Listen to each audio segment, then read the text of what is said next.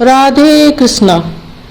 नवरात्रि हिंदू धर्म का एक प्रमुख पावन पर्व है जो शक्ति के 9 अलग अलग रूपों की पूजा के माध्यम से बुराई पर अच्छाई की विजय, आत्मशुद्धि और आध्यात्मिक ऊर्जा का प्रतीक है।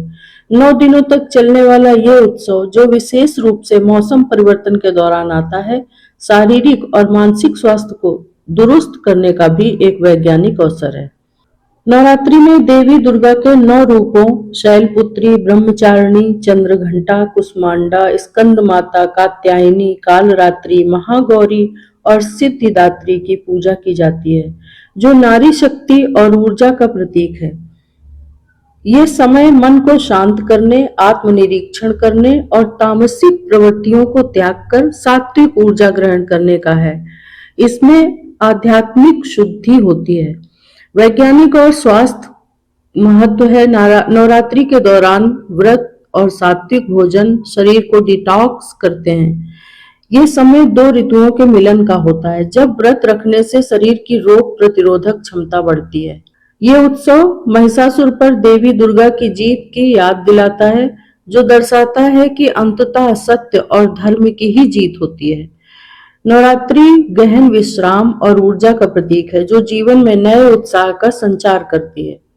चैत्र मास की प्रतिपदा तिथि 19 मार्च 2026 को सुबह 6:52 से शुरू होगी और 20 मार्च को सुबह 4:52 तक रहेगी। इसके आधार पर नवरात्रि की शुरुआत 19 मार्च से होगी। नवरात्रि के पहले दिन कलश स्थापना या घट स्थापना की जाती है। इस बार घट स्थापना का शुभ समय सुबह 6:52 से 7:43 तक रहेगा।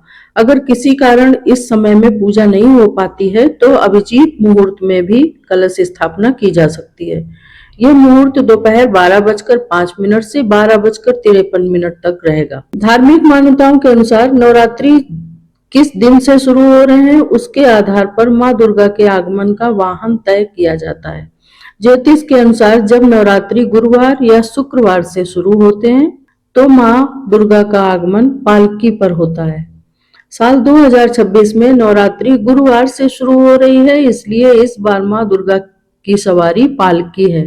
वो डोली पर बैठकर भक्तों को दर्शन देने आ रही हैं। पालकी पर मां के आगमन को कई लोग बदलाव और नई परिस्थितियों का संकेत भी मानते हैं। कैसे करें कलश स्थापना? नवरात्रि के पहले दिन घर में साफ जगह पर मिट्टी रखकर उसमें जौ बोए जाते हैं। उसके पास जल से भरा कलश रखा जाता है। कलश के ऊपर नारियल और आम के पत्ते रखे जाते हैं। इसके बाद माँ दुर्गा का आवाहन किया जाता है और पास में अखंड दीपक भी जलाया जाता है।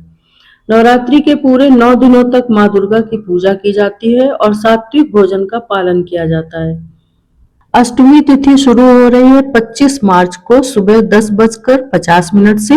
अष्टमी तिथि समाप्त हो रही है 26 मार्च गुरुवार को सुबह 11:49 पर। नौमी तिथि शुरू हो रही है 26 मार्च को सुबह 11:50 से। नौमी तिथि समाप्त हो रही है 27 मार्च को 10:07 पर।